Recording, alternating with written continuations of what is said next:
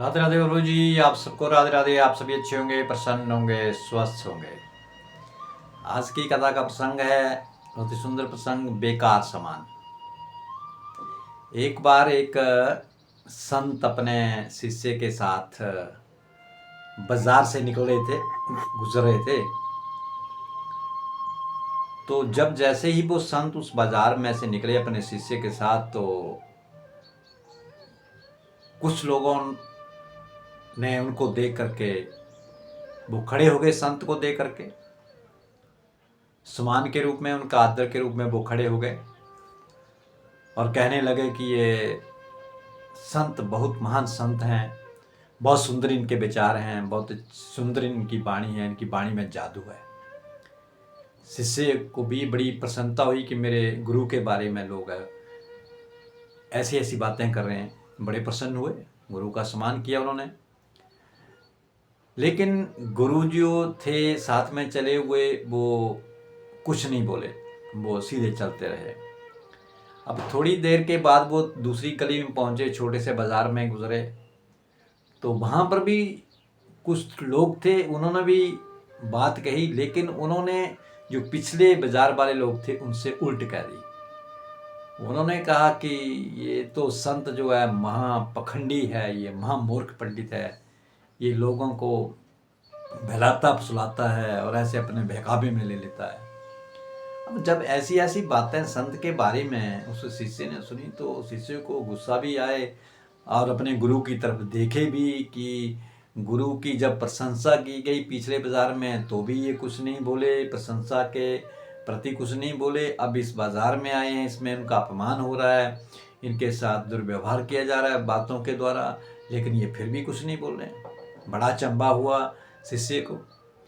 तो शिष्य ने थोड़े आगे चल करके, जब रहा नहीं गया शिष्य से, तो शिष्य ने गुरु जी से पूछा कि गुरु जी, जब हम पिछले बाजार में आए तो लोगों ने आपका सम्मान किया, आपके सम्मान में वो खड़े हो गए और आपके लिए कहा कि ये संत बहुत महान संत हैं, बहुत अच्छी वाणी है, इनकी वाणी में जादू है।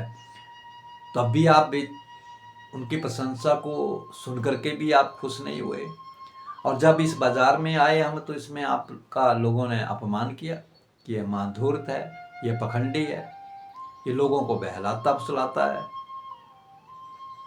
तो भी आप इस बात को सुन के आपके हृदय में दुख नहीं हुआ और आप विचलित नहीं हुए, क्या कारण है? संत ने कहा शिष्य से, देखो बेटा, हम जब किसी बाजार में जाते हैं तो उस बाजार में, उन दुकानों में बहुत सी ऐसी वस्तुएं रखी होती हैं जिन्हें हम देखते हैं और देखने के बावजूद भी हम फिर उनको खरीदते नहीं हैं। बोले हाँ गुरुजी। तो फिर जो वस्तु हमने नहीं खरीदी वो वस्तु किसके पास रह गई? तो शिष्य ने कहा गुरुजी, वो तो फिर वस्तु जो है वो दुकानदार के पास ही रह गई। तो गुरु ने कहा बस यही मैं आपको समझाना चाहता हूँ। उन्होंने प्रशंसा की, उन्हें मेरे लिए अच्छे शब्द कहे, मैंने उनको भी ग्रहण नहीं किया, तो वो उनके पास ही रहे। अब दूसरे लोगों ने मेरा अपमान किया, मेरे को अपशब्द कहे, तो वो भी मैंने नहीं खरीदे, तो वो किसके पास रह गए? शिष्य ने कहा गुरुजी, तो उन्हीं के पास रह गए। तो कहा बस, न प्रशंसा के पीछे भागना है, न दुख से डर के भागना है। उन्होंने प्रशंसा की तो उनका हृदय जो था वो निर्मल था, साफ था, दूसरों के प्रति उनके मन के भीतर आदर था, सत्कार था, सुंदर उनके भाव थे। लेकिन जिन्होंने अपशब्द कहे, उनकी बुद्धि वैसी ही थी, उनके मन के भीतर दूसरों के प्रति आलोचना थी, दुर्भाव करना था। तो जिसके पास जैसा होगा वो वैसा ही बांटेगा। तो हम क्यों चिंता करें?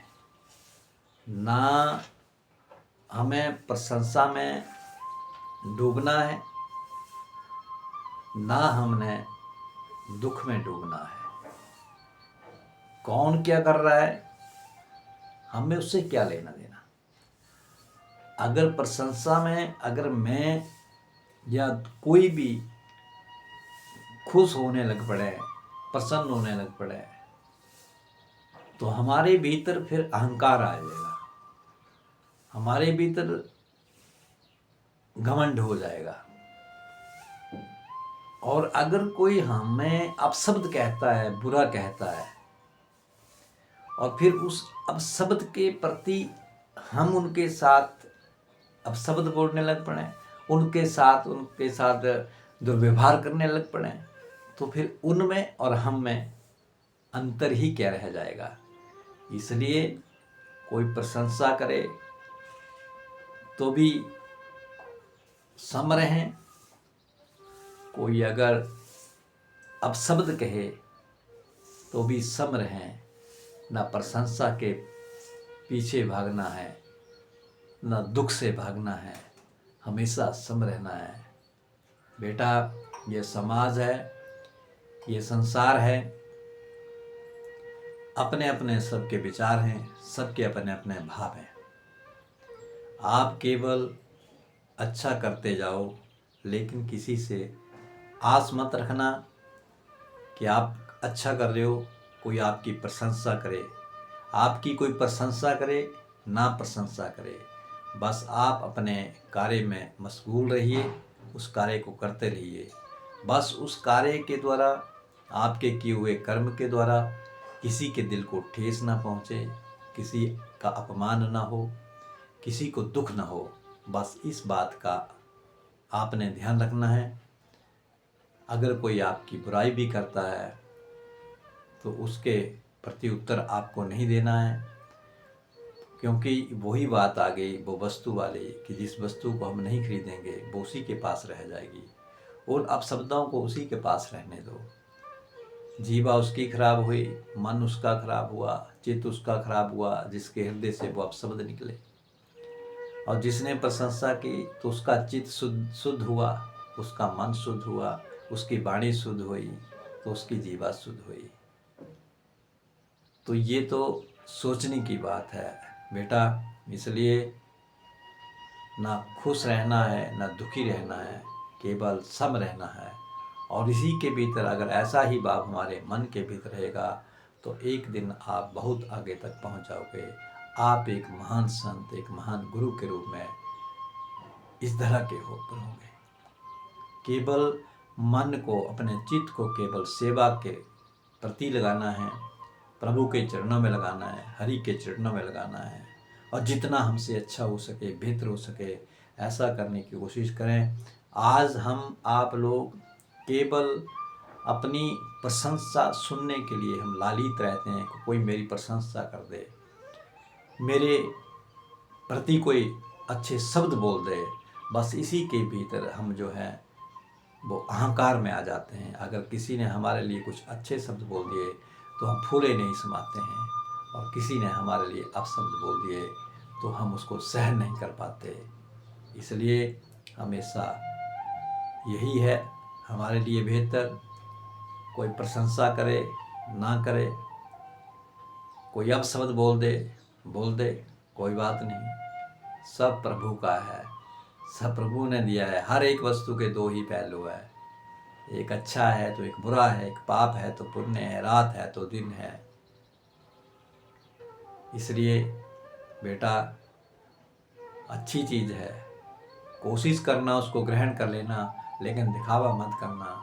और बुरी वस्तु है उसको ग्रहण मत करना, उससे दूर से होकर के निकल जाना, लेकिन उसके समीप मत जाना। इसी में हमारी बेहतरी है।